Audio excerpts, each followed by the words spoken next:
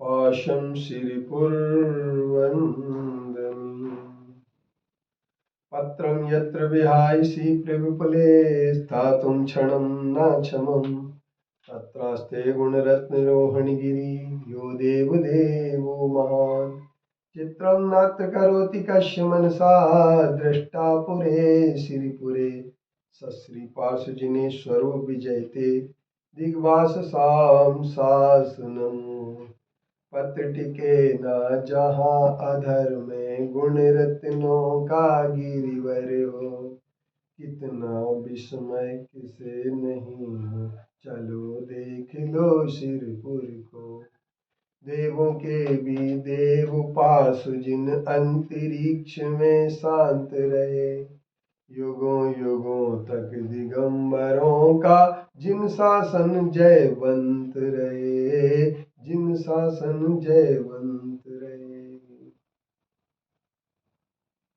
शिरपुर की महातीर्थ भूमि से आज मैं अपने दर्शकों को और स्वाध्याय में सम्मिलित हुए सभी महान श्रोतागणों को एक बात कह देना चाहता हूं कि भोग की व्याख्या इष्टोपदेश जैसे महान ग्रंथ के 17वें श्लोक में की गई। उन्होंने कहा कि जब हम भोग भोगते हैं तो प्रारंभ में हमारे सामने एक सबसे बड़ी बात आती है कि संताप होता है कि अब हमें कब मिलेंगे कब मिलेंगे कब मिलेंगे।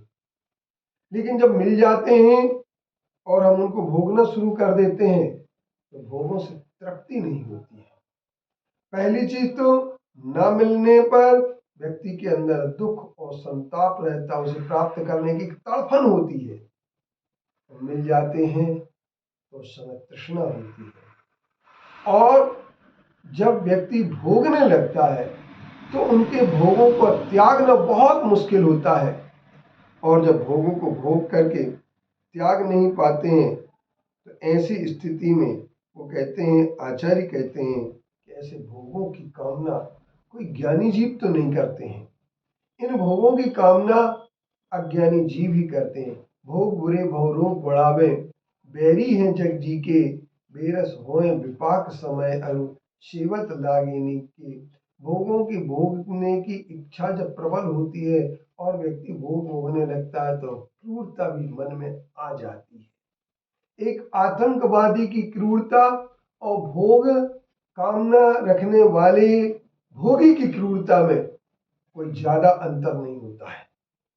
लेकिन फिर भी ये भोग क्यों भोगना चाहते हैं लोग और भोगों की स्थिति क्यों है, जबकि हमारे आचार्यों का कहना यह है कि जो अचेतन है उस अचेतन में सुख नाम का कोई गुण ही नहीं है। जिसके अंदर सुख नाम का गुण नहीं हो उससे सुख क्या मिलेगा। रेत में अगर तेल नहीं होता है और रेत को हम कितनी भी पेल दें तो रेत में से तेल निकलने वाला नहीं है।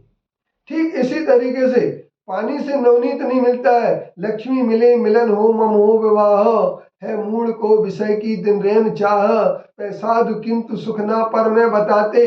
क्या नीर के मथन से नवनीत पाते, पानी के मथने से कभी नवनीत प्राप्त नहीं हुआ है।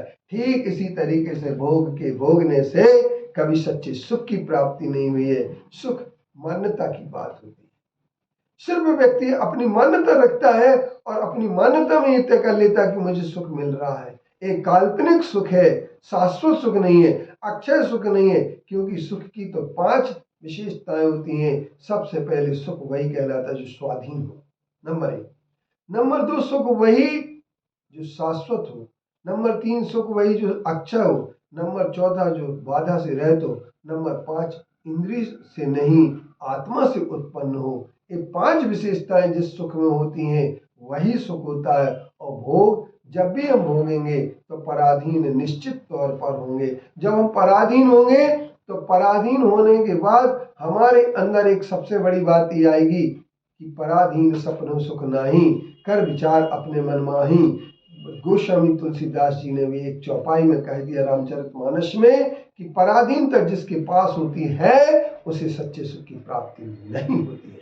और सच्चे सुख की प्राप्ति न होने पर वह सिर्फ अपने सुख की कल्पना करता रहता है, काल्पनिक सुख में डूबा रहता है और काल्पनिक सुख की दृष्टि से वह सुख नहीं दुख को प्राप्त करता है। फिर भी भोगों के लिए यह व्यक्ति बेताब हो जाता है, मचल उठता है मन कि अब हमें भोग चाहिए। कितने भी हो, जितने भोग होते हैं उन भोगों का विपाक हमेशा कटु होता है। विपाक उनका रोगों से भरा हुआ तो होता है, क्योंकि भोग भोगने के बाद, भोग की अति करने के बाद जहाँ शारीरिक बीमारी होती है, मानसिक अतृप्ति होती है और इसके बाद आध्यात्मिक राग द्वेष होता है, तीनों चीजें विकृत हो जाती हैं और तीनों चीजों के विकृत हो जाने के बाद व्यक्ति के लिए दुख ही दुख होता है। तो ऐसे समय में भोगों को भोगने की हमें ज्यादा लालसा नहीं होना चाहिए।